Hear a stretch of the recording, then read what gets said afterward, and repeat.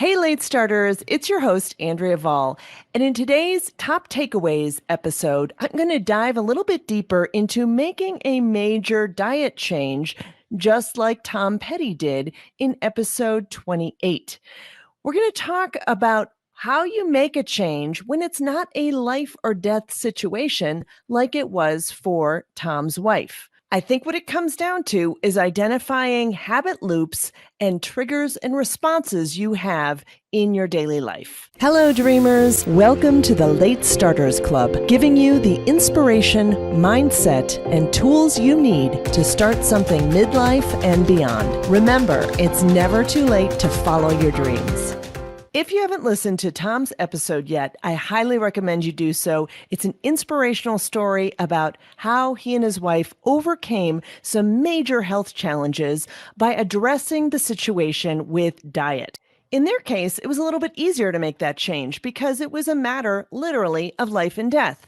But for the rest of us, I think it really comes down to our brains and deciding to make a major change and training our brains in a different way. And I think that comes down to habits. I did take a look at the book Tom recommended, Grain Brain, and I really liked it. It had a lot of research in it that was pretty heavy, but one of the things I really liked was all the recipes he had in it with different ways you could cook a delicious meal and not be using those grains.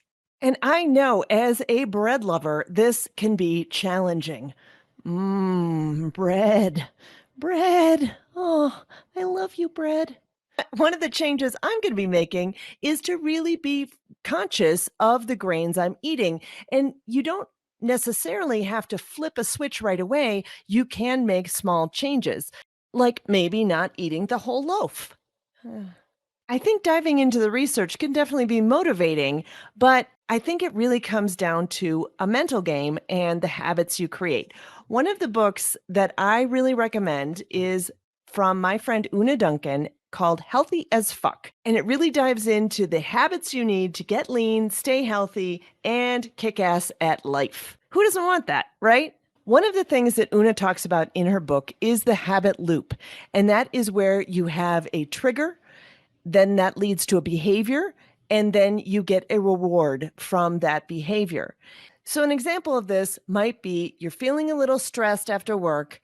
You come home, have a glass of wine or 3, and then you feel a little bit more relaxed.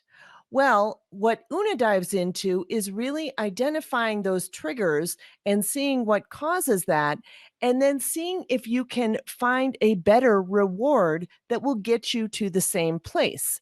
So maybe it's a matter of you feel really stressed, you come home and you take a walk, and then you feel a little bit more relaxed, or you drink a cup of tea. And I know that may not sound quite as exciting as drinking wine, but in the long run, you end up feeling better and you are healthier.